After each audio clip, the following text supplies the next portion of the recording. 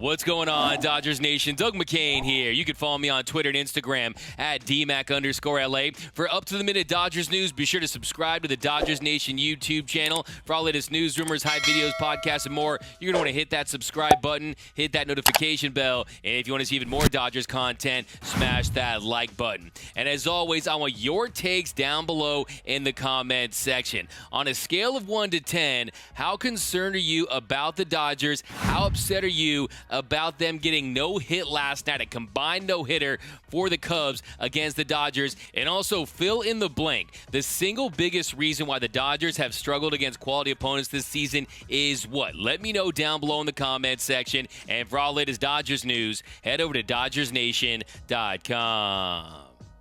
So we're finally here, guys. This is rock bottom for the Dodgers offense. They got no hit last night by the Chicago Cubs. It took 4 pitchers, Zach Davies, Ryan Tepera, Andrew Chafin, and finally Craig Kimbrell. They threw a total of 139 pitches. They also issued 8 walks. That's the most walks for a no-hitter since 2010. That's the 5th most walks ever for a no-hitter. But the Dodgers couldn't muster a hit in 6 innings off Zach Davies. To me, that's what really blows my mind. Look, when the Dodgers got no hit by Jake Arrieta back in 2015, he was the Cy Young Award winner that year. He was an elite pitcher, not Zach Davies. Just look at Zach Davies' numbers heading into this game. He entered last night's game with a 4-4 record, a 4.66 ERA, a 14.86 whip, a 4.63 FIB, and last night, the fastest fastball he threw was 89.5 miles per hour. Now, Zach Davies isn't a big velo guy and never has been, but the Dodgers should have been able to get a hit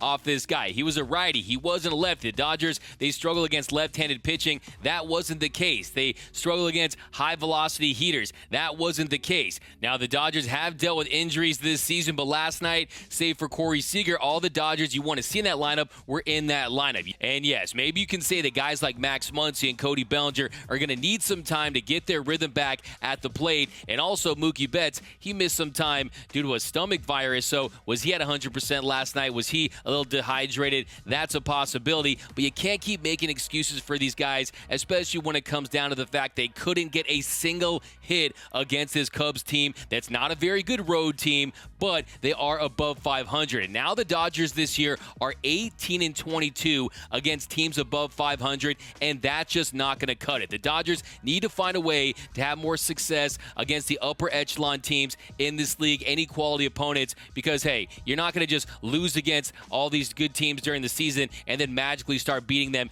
in the postseason. They need to start having some success now. And then here's Dave Roberts after the game talking about the loss and how the Dodgers didn't follow their game plan. I think obviously losing a ball game, first and foremost, how we lost it, getting no hit at home, obviously frustrating for everyone. As an offense, taking 8 walks, earning 8 walks, I thought was certainly a positive. Walking more than striking out over the course of the night, positive. I just think that overall we just did do a good job collectively of executing a game plan. We know Davies, we've seen him, and the pull side outs, the weak contact. I just think that we just didn't execute a plan tonight collectively. And then Doc was asked about the at-bat quality of this year's team compared to some of the teams in the past and what the difference is, and here's what he had to say.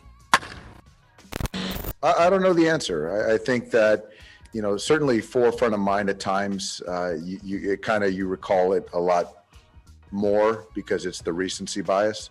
But obviously we've got a very good offense, and we've shown that individually, collectively. But there's just been times that I think we can do a better job of adjusting in game and managing collective at bats. Thank you. So Doc says he doesn't know. Look, he pulled a Gavin Lux last night. Lux is like, what?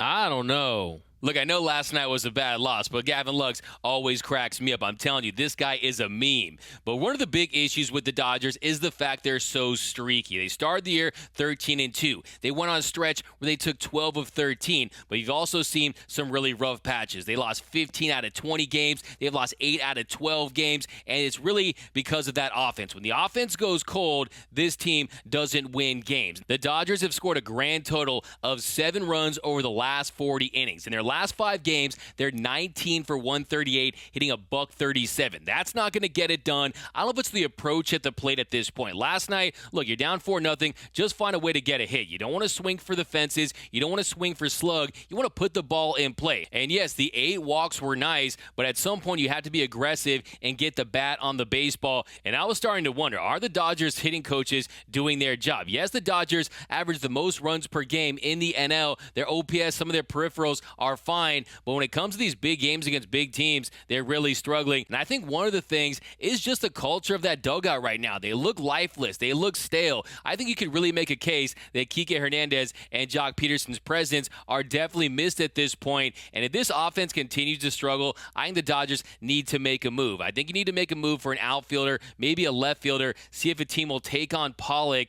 and get another spark as a right-handed bat. Yes, Pollock knows how to hit lefties, but he hasn't proven that he can consistently hit in the postseason. He's had some rough stretches, and this team just needs a spark because the time is now for the Dodgers to win the World Series. This is not some team that's built for a 5-10-year run. You've got Clayton Kershaw at the end of his run or getting close to it. You got guys like Trevor Bauer signed to short-term deals. This is a win-now team, and if they don't see the results in short order here, I think they need to make a significant move.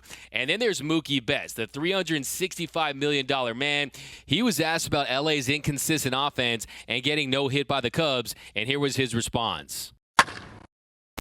No, we play 162 games. I don't know very many teams that are hot for 162 games, so just go with the waves. That's pretty much it.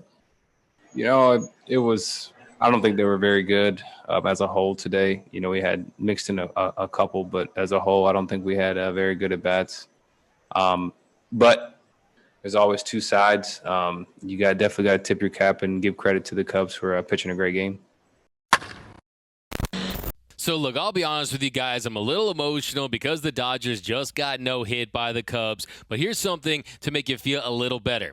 So I don't know who needs to hear this, but Nolan Ryan threw a no-hitter against the Dodgers in 1981, and Tom Browning threw a perfect game against them in 1988. You know what happened in both of those years. The Dodgers will go on to win the World Series. So this team has to get it together. They need to do it now because this is a very competitive division. 3 of the best teams in the National League are in the same division with the Giants, Padres, and Dodgers. The Giants don't seem to be letting up, and the Padres are starting to get hot. So the Dodgers need to find a way to win some baseball games and become more consistent right now, or this division could slip away and dig themselves a hole in the division. You don't want to have the Dodgers chasing the Padres and the Giants the entire year, because if they back their way into the postseason, how much will they have in the tank for a World Series run? You want to get a division lead. You want to stay fresh like they were last year. And one thing I'm starting to worry about is we're starting to see some streaks end this year. Walker Buehler's streak ended last night. He had gone 23 regular season games without recording a loss, 29 if you include the postseason. And then we saw the Dodgers shutout streak end. They hadn't been shut out in a game since 2019. I don't want to see that division streak end this year. I want to see the Dodgers win their 9th straight NL West title and make a deep postseason run. But let me know down below in the comments, what's your level of concern right now on a scale of 1 to 10? And 2, what is the single biggest reason why the Dodgers aren't having success against the better teams in the league? And 3, what would you do? What radical change would you make to shake up the Dodgers right now? Let me know down below in the comment section. My name is Doug McCain. You can follow me on Twitter and Instagram at DMAC_LA. For all things Dodger baseball, be sure to hit that subscribe button, hit that notification bell, and if you want to see even more Dodgers content, smash that like button. For all latest Dodgers Nation merch, head over to gearup.la. Some of the of the best Dodgers t-shirt designs in the game. You're going to find it right over there at www.gearup.la. For some of the latest Dodgers news, head over to DodgersNation.com. Brooks Smith takes a deep dive into why the Dodgers are struggling in Mookie's comments. Go head over to Dodgers Nation to check that out. And until next time, think blue, bleed blue, and I'm out.